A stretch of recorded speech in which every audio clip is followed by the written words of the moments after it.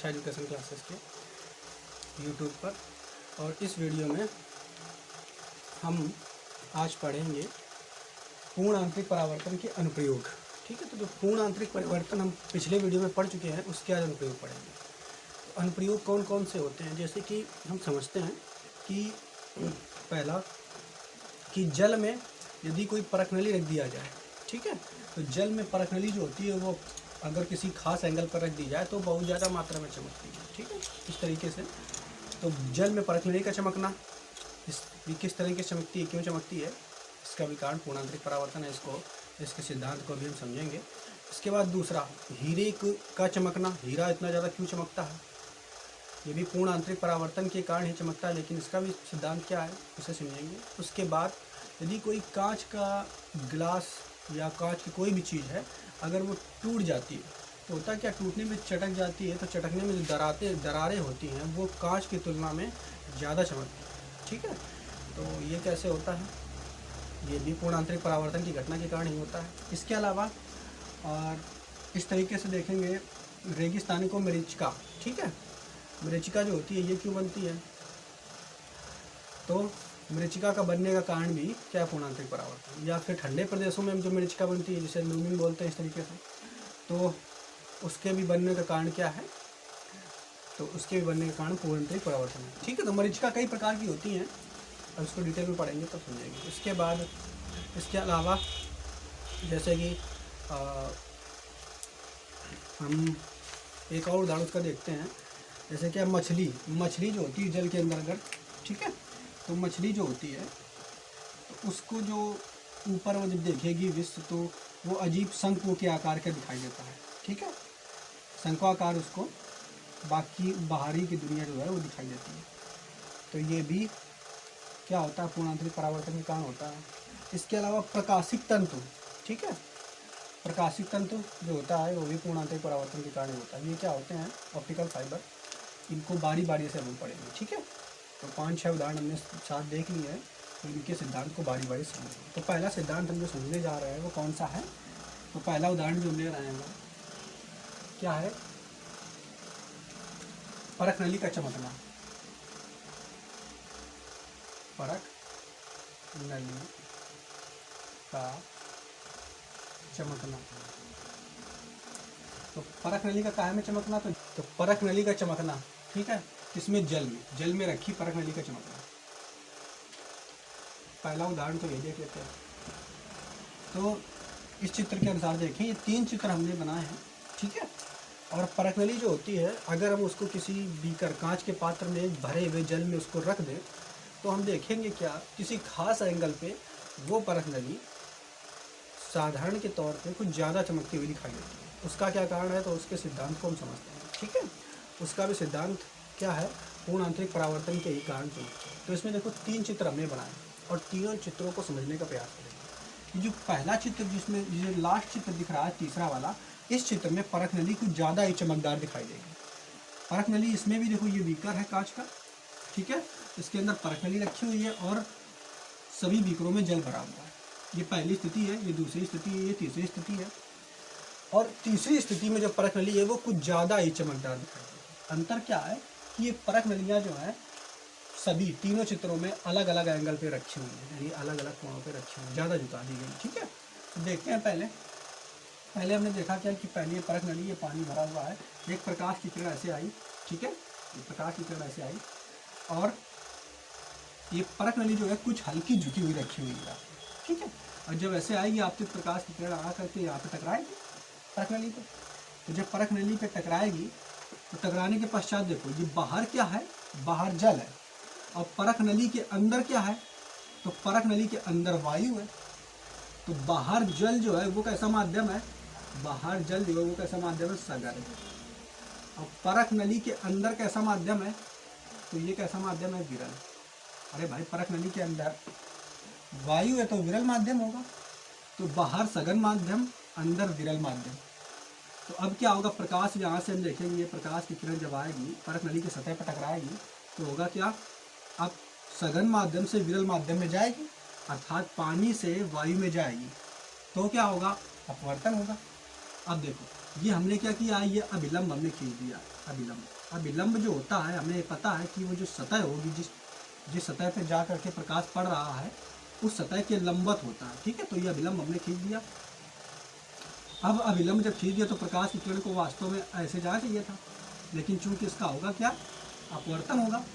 क्या होगा, अपवर्तन होगा। तो प्रकाश की किरण अभिलंब से क्या हो जाएगी, दूर हट जाएगी। ठीक है, देखो अभिलंब से दूर हट गई कि नहीं, प्रकाश की किरण अभिलंब से दूर हट गई, तो अभिलंब से दूर हट गई। ठीक, तो ये यहाँ पे जो आप देख रहे हो, ये आई जो है, ये आई है आपतन कोण, और ये आर है, ये वाला जो कोण है तो बनाया, ये कोण जो है आर है, अपवर्तन कोण। ठीक, तो यहाँ पे हमने देखा क्या कि जब ये प्रकाश के अपवर्तन की घटना हो रही तो हमने आपको एक बात और बताई थी। क्या बताई थी पिछले वीडियो में, तो इसमें कुछ मात्रा में परावर्तन भी होता है। तो ये जो किरण हमने दिखाई है, तो ये प्रकाश की किरण जो आई है, इसका ये परावर्तन हो रहा है, और इस परावर्तन के कारण ये परख नली यहाँ से कोई अगर देख रहा है तो वो हमें दिखाई देगी, लेकिन कम चमकती हुई दिखाई देगी। क्यों, क्योंकि कुछ प्रकाश का ये, कुछ प्रकाश का क्या हुआ है, अपवर्तन, और कुछ प्रकाश का क्या हुआ है, परावर्तन। मतलब ये हुआ कि जितना प्रकाश यहाँ पे पड़ा, जितना प्रकाश इस पर पड़ेगा, उसका जो अपवर्तन हो गया उस कारण तो हमें परख नली दिखेगी नहीं, अब परावर्तन के कारण जो दिखेगी वो कम चमकीली दिखेगी। ठीक है, इसके बाद फिर अगला चित्र देखते हैं। तो यहाँ पे हमने देखा क्या कि जो आई है, यानी आपतित कोण, ठीक है, आई का जो मान है वो, तो यहाँ देखेंगे क्या, आई अर्थात आपतन कोण का मान, आपतन कोण का मान C से कम है। आपतन कोण C क्या है, तो C क्या, क्रांतिक कोण।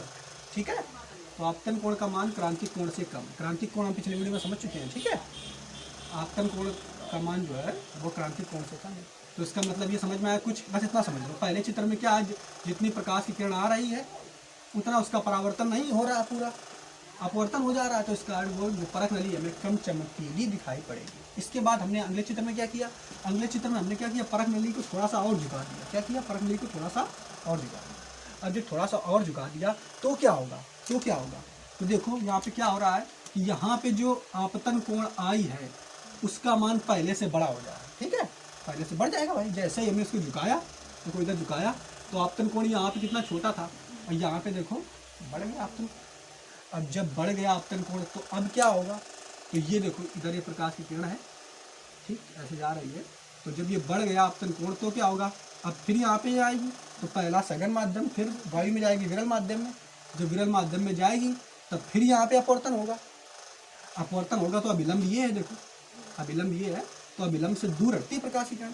लेकिन यहाँ पे क्या हुआ, यहाँ पे जो प्रकाश की किरण है, ठीक है, तो वो जस्ट कैसे निकल जा रही है, पहले माध्यम और दूसरे माध्यम के बीच में निकल जा रही है। मतलब यहाँ पे जो कोण बन रहा है, आर जो बन रहा है वो C के बराबर हो गया, यानी क्रांतिक कोण बन जा रहा है। ठीक है, समझ रहे हो कि नहीं, यहाँ क्रांतिक कोण बन जा रहा है, ये देखो ये जो निकल गई है। ठीक है, तो यहाँ क्रांतिक कोण बन जा रहा है। तो यानी यहाँ आपतन कोण आई जो है वो क्रांतिक कोण C के बराबर हो गया। ठीक है, और यहाँ क्या था, उससे कम था। ठीक है, अब तो यहाँ पे हमें ये समझ में आया, क्या समझ में आया कि अब अगर आपतन कोण का मान और बढ़ा दिया, अब जरा सा भी अगर आपतन कोण का मान और बढ़ा दिया, तो आपतन कोण का मान और बढ़ाने पर क्या होगा, जो ये प्रकाश की किरण अपवर्तित हो रही थी वो अपवर्तित ना होकर सीधा परावर्तित होगी। ठीक है, यानी वो वायु में फिर नहीं जाएगी, उसका मान जो है, उसका मान क्या होगा, वायु में नहीं जा करके वो पानी में ही वापस लौट जाएगी। ठीक है, तो इसमें भी हमने देखा क्या कि जैसे हमने आई का मान बढ़ाया और वो आई का मान जो क्रांतिक कोण के बराबर हो गया। ठीक है, तो क्या है, प्रकाश किरण जो है तब भी अपवर्तन हो रहा है और परावर्तन भी यहाँ पे हो रहा था। ठीक है, परावर्तन तो होएगा, साथ में हरी रंग वाली प्रकाश किरण परावर्तन को दिखा रही है। तो जिस कारण जो अभी भी आपकी परख नली है वह उतनी ही चमकीली दिखाई देगी जितनी इसमें दिखाई दे रही है। ठीक है, अब इस चित्र में, तीसरे चित्र में हमने देखा क्या कि जो प्रकाश की किरण आई है ऐसे, ठीक, प्रकाश की किरण जैसे आई तो हमने आई का मान जो है, यानी इसको हमने क्या किया, पहले परख नली को और झुका दिया।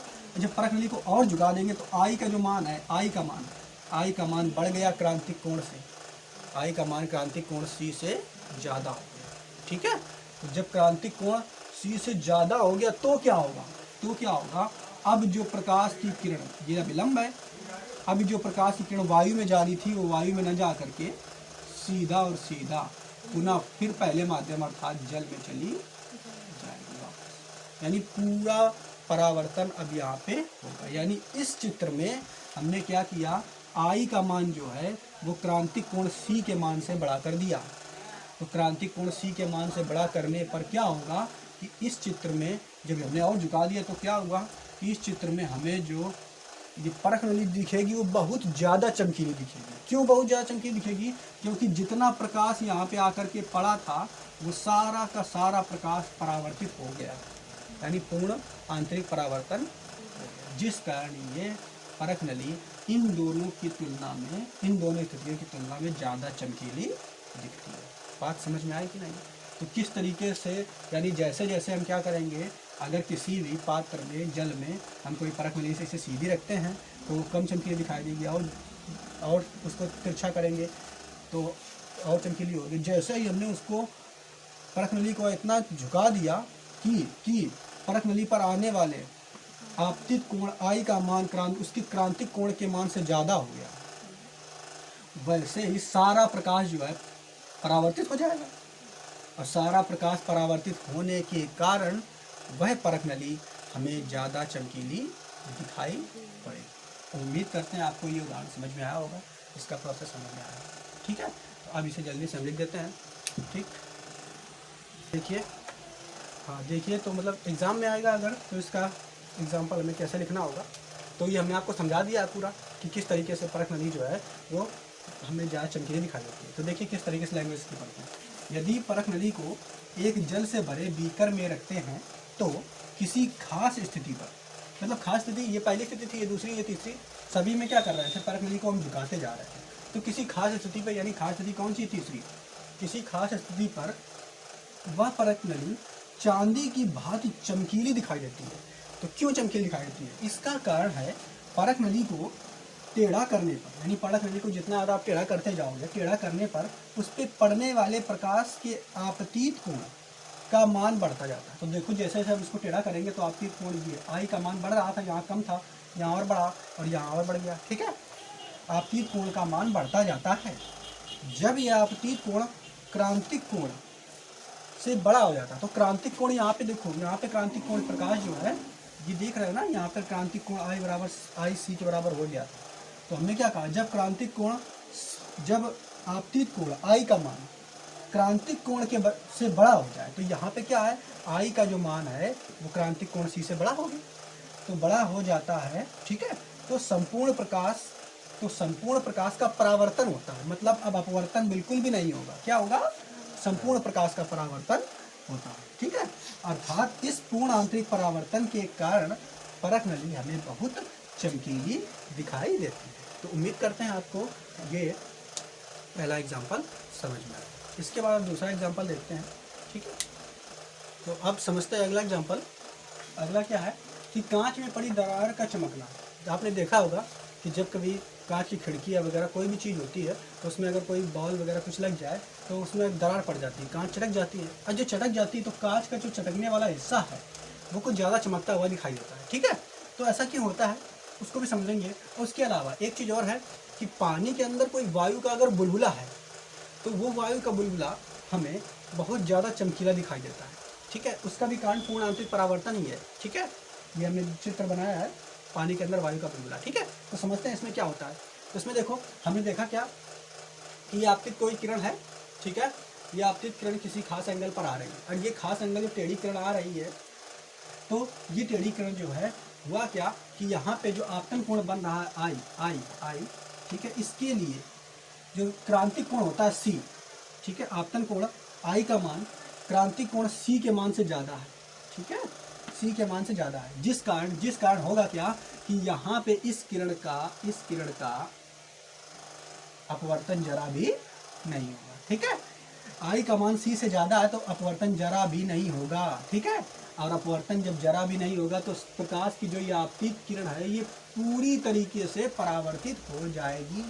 यानी इस वायु के अंदर जाएगी नहीं, ये वायु का बुलबुला है, तो जो प्रकाश की किरण इसके अंदर जाएगी नहीं, तो परावर्तन होएगा ही नहीं, सॉरी अपवर्तन होएगा ही नहीं। और जब अपवर्तन नहीं होगा तो सारी प्रकाश की किरण परावर्तित हो जाएगी, और जब सारी प्रकाश की किरण जितनी पड़ रही है वो परावर्तित होकर के हमारी आंखों में पहुंच रही हैं, तो क्या होगा, इसका मतलब वह चीज़ हमें ज़्यादा चमकीली दिखाई देगी। ठीक है, तो जो हमने बात बताई पानी के बुलबुले के लिए, वही कांच में जो पड़ी दरारें होती हैं उनके लिए भी ऐसा ही सिद्धांत होता है। क्या कि जो कांच जब चटक जाता है तो होता क्या, चटकने में क्या होता है, कांच में जो दरारें पड़ जाती हैं वहाँ पे भर जाती है, बीच में उसके वायु क्या भर जाती है, वायु भर जाती है। और कोई प्रकाश की किरण जैसे आई और यहाँ पे वायु भरी है बीच में, ठीक है, अब प्रकाश की किरण जैसे आई, अब इसमें पड़ी आकर के दरार में, तो वहाँ बीच में वायु भरी हुई है, ठीक। तो जब दरार में पड़ी आके तो ये वायु में प्रवेश ना करके, ठीक है, सीधा परावर्तित हो जाती है, ठीक है, वायु प्रवेश नहीं करके सीधा परावर्तित हो जाती है, और परावर्तन के पश्चात ये हमें दिखाई देती है, तो वही दरारें हमें अधिक चमकीली दिखाई पड़ती है। यानी जरा सा भी अपवर्तन होगा ही नहीं, ठीक है, जरा सा अपवर्तन हुआ ही नहीं, सारी प्रकाश किरण जितने पड़ रही है उस दरारों में, तो दरारों में बीच में वायु भरी है, तो जब वायु भरी है तो वहाँ पे क्या होगा, पूर्णांतरिक परावर्तन होगा, ठीक है। और पूर्णांतरिक परावर्तन के कारण जरा भी वायु में प्रकाश की किरण का अपवर्तन होगा नहीं, सारी प्रकाश की किरण परावर्तित हो जाएंगी, और जब सारी प्रकाश की किरण परावर्तित हो जाएगी तो कहाँ से, दरारों से ही तो परावर्तित हो रही हैं, तो इस कारण वह दरारें हमें बहुत चमकीली दिखाई देती हैं। तो उम्मीद करते हैं ये दोनों भी आपको समझ में आएगा, और इसका भी सिद्धांत हम जल्दी से लिख लेते हैं, ठीक है। तो देखिए एग्जाम में अगर आ गया एक उदाहरण, तो उसकी लैंग्वेज हमने लिख दी है, ठीक है, कि कांच में पड़ी दरार या जल के भीतर वायु का बुलबुला क्यों चमकता है, तो क्या बताओगे, उसमें लिखिए, जब प्रकाश पानी के अंदर किसी बुलबुले या कांच की दरार, ठीक है, में प्रवेश करता है तो संपूर्ण प्रकाश जो प्रवेश करेगा, ठीक है, इसमें प्रवेश करेगा बुलबुले के अंदर जाने के बाद, तो संपूर्ण प्रकाश वायु में, जो बुलबुले के अंदर वायु है उसमें, और कांच की दरारों में जो वायु है उसमें प्रवेश नहीं कर पाता, ठीक है, वायु में नहीं जाता, उसमें प्रवेश नहीं कर पाता, अर्थात संपूर्ण प्रकाश का परावर्तन होता है। संपूर्ण प्रकाश का क्या होता है, परावर्तन, यानी अपवर्तन होएगा ही नहीं जरा भी, ठीक है। और इस घटना को हम पूर्णांतरिक परावर्तन कहते हैं, ठीक है। तो जब सारा प्रकाश परावर्तित हो जाएगा तो क्या होगा, हमें वह चीज़ ज़्यादा चमकीली दिखाई देगी, ठीक है। इसी कारण बुलबुला और कांच की दरार अधिक चमकीली दिखाई देती है। तो इतना ही सिंपल सा आपको वहाँ पे लिख करके आना, ठीक है। इसके बाद देखते हैं अगला उदाहरण, ठीक है। तो आइए देखते हैं कि हीरा जो है वो बहुत ज़्यादा क्यों चमकता है, ठीक है। इसको भी पूर्ण आंतरिक परावर्तन के आधार पे ही समझाया था, ठीक है। तो देखते हैं, ये हमने एक हीरे का अनुप्रस्थ काट ले लिया, मतलब जो हीरा होता है डायमंड, उसके ऊपर का काट, अनुप्रस्थ काट हमने ले लिया। अनुप्रस्थ काट क्या होती है, जैसे कि आप ये देख रहे हो मार्कर, ठीक है। तो इस मार्कर को अगर यहाँ से कट कर दिया जाए तो सामने वाला जो हिस्सा दिखेगा वो उसका अनुप्रस्थ काट होगा, ठीक है। ऐसे कल्पना कर लो, ये हीरा है हमारे पास, उसका हमने आगे का हिस्सा से कट कर दिया है, तो ये उसका अनुप्रस्थ काट हमने बना दिया, ठीक है। असली हीरा तो है नहीं, ठीक है। तो इसको हम ऐसे देख लेते हैं। तो देखो कैसे समझेंगे, इसको समझते हैं कि जब कोई प्रकाश की किरण, कैसे क्यों ज़्यादा चमकता है, इसको समझें कि जब कोई प्रकाश की किरण, ठीक है, मान लेते हैं ये प्रकाश की किरण ऐसी आई, और सॉरी ये नहीं, इस तरीके से एक प्रकाश की किरण ऐसे आई और इस हीरे में प्रवेश की, ठीक, प्रवेश करेगी। तो जब प्रवेश करेगी तो हमने आपको बताया था कि बाहर कैसा माध्यम है, बाहर है वायु है, बाहर वायु है, ठीक है, और अंदर हीरा है। तो वायु कैसा माध्यम हुआ, विरल हुआ, हीरा कैसा माध्यम हुआ, सघन हुआ। तो जब प्रकाश की किरण जाएगी तो अब ये सीधा तो ऐसे चली नहीं जाएगी, ठीक, सीधे जाएंगे नहीं, क्या होगा, अपवर्तन होगा, बिल्कुल होगा। तो सबसे पहले हमें अभिलंब खींचना होगा। तो अभिलंब जब हम खींचेंगे तो अभिलंब तल के लंबवत होता है। तो यहाँ पे जिस तल पे पड़ रहा है तो तल कौन सा है, ये है, इसके लंबवत, यानी लंबवत हमें रेखा खींचनी पड़ेगी, वही तो अभिलंब होगा। ये हमने अभिलंब खींच दिया, ठीक, बात समझ में आई कि नहीं। तो ये अभिलंब हमने बना दिया। अब देखो, तो जो प्रकाश की किरण है वो ऐसे तो जाएगी नहीं। जब प्रकाश की किरण विरल माध्यम से सघन माध्यम की ओर जाती है, जब प्रकाश की किरण विरल माध्यम से सघन माध्यम की ओर जाती है तो क्या होता है, अभिलंब की ओर झुक जाती है, अभिलंब की ओर झुक जाती है। अर्थात अब प्रकाश की किरण ऐसे न जा करके अभिलंब की ओर झुक जाएगी, ठीक, इतनी बात क्लियर हो गई आपको।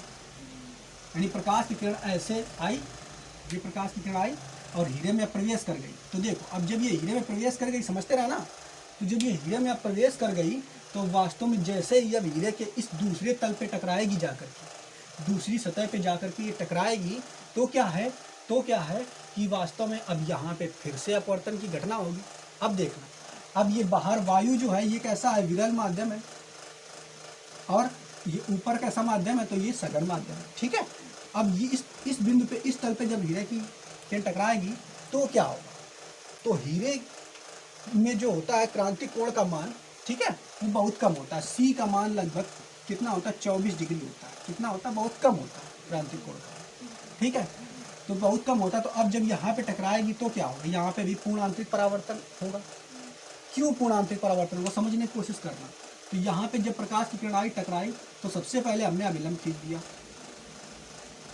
ठीक है, अभिलंब खींच दिया। अब वास्तव में प्रकाश की किरण जो है ऐसे चला जाना चाहिए, इसको ऐसे बाहर निकल जाना चाहिए, लेकिन ये बाहर नहीं निकल पाएगा। कैसे, देखते हैं इसको। तो जब प्रकाश की किरण यहाँ पे आई पड़ी तो ये वाला हो गया आपतन कोण, ठीक है, ये वाला क्या हो गया, आपतन कोण हो गया। अब इस बिंदु पे अपवर्तन जो हो रहा है यहाँ पे आपतन कोण होगा। जब आपतन कोण होगा, अब क्या होगा, आपतन कोण जब ये प्रकाश की किरण आई तो अब वायु, ये क्या है, हीरे से वायु में प्रकाश जाएगा तो ऐसे निकल जाना चाहिए। लेकिन है क्या कि हीरे का क्रांतिक कोण जो होता है वो बहुत कम होता है हीरे और वायु के लिए। कितना, 24 डिग्री। यानी क्रांतिक कोण सी का मान, आई का मान अगर 24 डिग्री से जरा सा भी ज़्यादा है तो क्या होगा, पूर्ण आंतरिक परावर्तन हो जाएगा। बात समझ पा रहे हो कि नहीं। तो ये जो कोण है ये 24 डिग्री से ज़्यादा है, तो जब ज़्यादा है तो प्रकाश की किरण का पूर्ण आंतरिक परावर्तन हो जाएगा, अर्थात प्रकाश की किरण का अपवर्तन नहीं होगा। प्रकाश की किरण पूरा फिर मिलेगी और मुड़ करके इसका परावर्तन हो जाएगा उसी माध्यम में, फिर वापस हो गए, बाहर नहीं जा पाएंगे। भाई बाहर तब जाती जब इसका अपवर्तन होता, तो इसका अपवर्तन हुआ नहीं। क्यों नहीं हुआ, क्योंकि सी का मान 24 डिग्री होता है हीरे के लिए, और यहाँ आई जो है आपतन कोण जो आई जो जिस पे आ रहा है ये प्रकाश, वो सी से ज़्यादा है, यानी आई इज ग्रेटर देन सी। आई का मान सी से ज़्यादा है, बात समझने की कोशिश कर। तो जब आई का मान सी से ज़्यादा है तो क्या होगा, प्रकाश का अपवर्तन होएगा ही नहीं, प्रकाश इसमें जाएगा ही नहीं वायु में। फिर से प्रकाश मुड़ा, अब फिर जाके अगली तल पे टकराएगा, इस तल पे। तो जब फिर टकराएगा तो फिर क्या होगा, फिर से वही घटना होगी अपवर्तन वाली। तो यहाँ पे देखेंगे तो ये मान लो अभिलंब यहाँ पे हमने खींच दिया, ठीक। अब प्रकाश को ऐसे बाहर निकल जाना चाहिए यहाँ भी, लेकिन यहाँ भी नहीं निकल पाएगा। क्यों नहीं निकल पाएगा, क्योंकि ये जो आई है, आई का मान यहाँ भी 24 डिग्री से ज़्यादा है। कैसा है, ज़्यादा है। तो जब आई का मान क्रांतिक कोण से ज़्यादा है तो फिर से क्या होगा, पूर्ण आंतरिक परावर्तन होगा। बात समझ पा रहे हो। तो फिर से प्रकाश जो है इसी में चक्कर लगाएगा, फिर टकराएगा दूसरे तल पे। अब फिर वो बाहर नहीं निकल पाएगा। क्यों, क्योंकि फिर जो आपतन कोण आई का मान होगा क्रांतिक कोण के मान से ज़्यादा होगा, तो फिर प्रकाश टकरा करके यहाँ इस पर टकराएगा, ठीक। फिर इस तल पर परावर्तन होगा तो फिर यहाँ से बाहर नहीं निकल पाएगा और फिर यहाँ पे ऐसे टकराएगा। और ऐसे ही जो प्रकाश अंदर प्रवेश कर जाता है हीरे के अंदर, तो वैसे ही चक्कर लगाया करता है उसके अंदर। तो जब इतनी ज़्यादा मात्रा में प्रकाश अंदर चक्कर लगाता रहेगा, ठीक है, बाहर ही नहीं निकल पाता, या निकल पाता होगा तो बहुत कम मात्रा में, ठीक। जब प्रकाश इतनी ज़्यादा मात्रा में अंदर चक्कर लगाता रहेगा प्रकाश की किरणें, तो उसी प्रकाश के अंदर चक्कर लगाने के कारण हमें हीरा बहुत ज़्यादा चमकीला दिखाई देता है। बात समझ में आ रही है, ठीक है। तो उम्मीद करते हैं ये वाला भी आपको प्रोसेस समझ में आया। नहीं आया तो फिर से आप वीडियो को आप देखिए स्टार्ट, और लिखना कैसे उसको दिखा देते हैं। तो अब देख लेते हैं कि हीरा के बारे में कैसे लिखना है। तो हमने क्या लिखा है, मैंने हीरे की चमक के हीरे से वायु में प्रवेश, वायु में आने वाली प्रकाश की किरण, ठीक है। हीरे से वायु में आने वाली प्रकाश की किरण का क्रांतिक कोण, किरण का क्रांतिक कोण का मान, ठीक है, क्रांतिक कोण का मान बहुत कम, कितना होता है, लगभग 24 डिग्री होता है, ठीक है। यानी हीरे के अंदर जो प्रकाश की किरण है, तो वो जब वायु से बाहर, हीरे से बाहर जाने की कोशिश करेगी तो उसके लिए क्रांतिक कोण का मान बहुत कम होता है। अभी हमने बताया लगभग 24 डिग्री होता है, ठीक है। होता है कि जब बाहर का प्रकाश हीरे में प्रवेश करता है, जब बाहर का प्रकाश जो है हीरे में प्रवेश करता है, तो हीरे के तल पर प्रकाश का बार बार पूर्ण परावर्तन होता है। बार बार पूर्ण परावर्तन क्यों होता है वो हमने आपको समझा दिया है, ठीक है। होता है जिस कारण संपूर्ण प्रकाश हीरे के अंदर घूमता रहता है और बाहर बहुत ही कम मात्रा में निकल पाता है, ठीक है। और हीरा हमें बहुत अधिक ज़्यादा चमकीला दिखाई देता है। तो उम्मीद करते हैं आपको ये तीनों उदाहरण जो है पूर्ण आंतरिक परावर्तन के समझ में आए होंगे। अब बाकी मरीचिका और अन्य उदाहरण हम अगली वीडियो में देखेंगे इसके पार्ट में, और उसको बहुत ही अच्छी तरीके से जैसा इनको समझा है उस तरीके से हम चलेंगे। ठीक है, तो वीडियो को लाइक कीजिए, सब्सक्राइब कीजिए और दोस्तों को शेयर कीजिए। ठीक है, बहुत बहुत धन्यवाद।